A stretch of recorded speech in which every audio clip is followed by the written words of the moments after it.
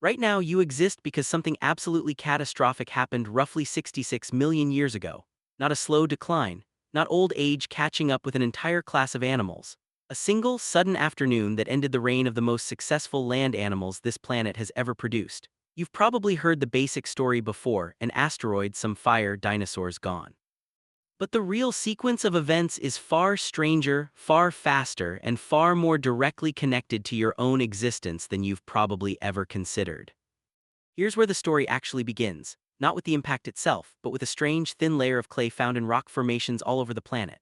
In the late 1970s, geologist Walter Alvarez and his father, physicist Luis Alvarez, were examining rock layers in Italy when they noticed something odd.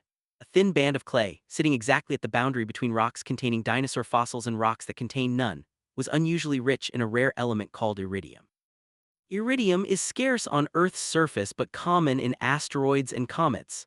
The father-son team proposed something radical for the time: an asteroid impact, massive enough to scatter iridium-rich dust across the entire globe, might have triggered the extinction event that ended the age of dinosaurs.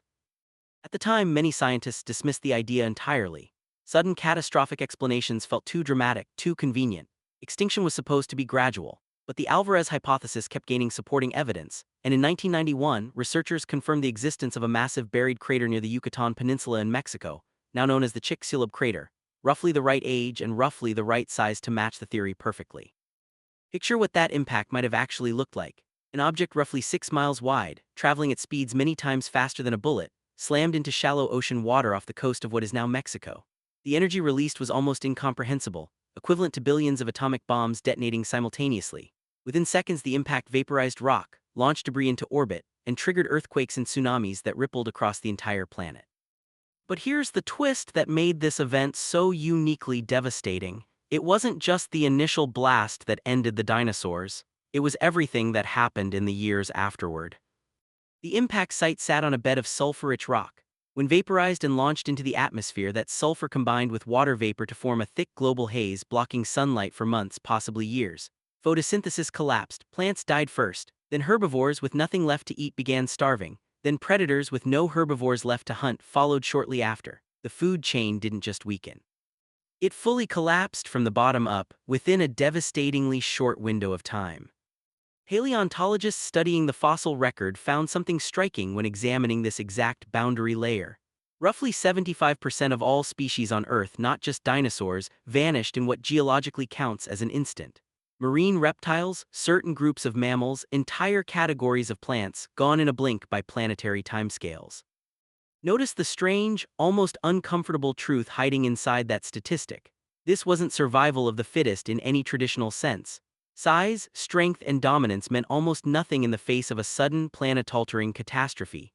The largest, most successful predators in Earth's history couldn't outhunt a collapsed food chain or outrun a darkened sky. So who actually survived and why? Here's where the story becomes directly relevant to you. Small, unremarkable creatures, tiny burrowing mammals, some no larger than a modern rat, managed to endure the disaster. Researchers studying post-extinction fossil layers found that these small mammals likely survived precisely because they were small. They needed less food during the collapse. They could burrow underground, sheltering from extreme temperature swings. They could subsist on insects, seeds, and detritus, resources that remained available even as larger food sources disappeared entirely. Think about how strange that actually is. For roughly 150 million years, dinosaurs dominated nearly every ecological niche on land. Mammals existed the entire time, quietly in the shadows, mostly small, mostly nocturnal, mostly irrelevant to the grand story of life on Earth. Then, in a single geological instant, the rules of the game completely reversed. The very smallness that made mammals seem insignificant for 150 million years became the exact trait that let them survive when almost nothing else could. With dinosaurs gone and countless ecological niches suddenly empty, mammals rapidly diversified. Within a few million years, an evolutionary blink of an eye by geological standards, mammals expanded into shapes, sizes, and roles that had previously been completely unavailable to them. Eventually, tens of millions of years later, this same evolutionary explosion would lead directly to primates, and much later to you. Here's the modern mirror worth sitting with. You are not reading this because humans were destined to exist.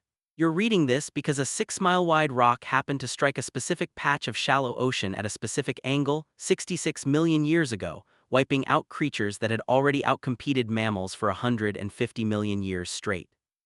Change the asteroid's trajectory by a small fraction of a degree, and dinosaurs may have continued dominating the planet indefinitely, leaving mammals permanently stuck in evolutionary irrelevance. Your entire existence rests on an almost unbearably thin thread of cosmic chance. So the next time you look up at the night sky, remember what you're actually looking at. Somewhere out there, drifting through the same emptiness, are the same kinds of objects that once ended an era that had already lasted longer than mammals have existed at all. The line between your existence and complete non-existence isn't philosophical. It's literally written in a thin layer of iridium-rich clay, buried in rock formations scattered across the entire planet. Right now, you exist because something absolutely catastrophic happened roughly 66 million years ago. Now you know that catastrophe wasn't an ending at all. It was the exact moment your own story, quietly, improbably, finally got the chance to begin.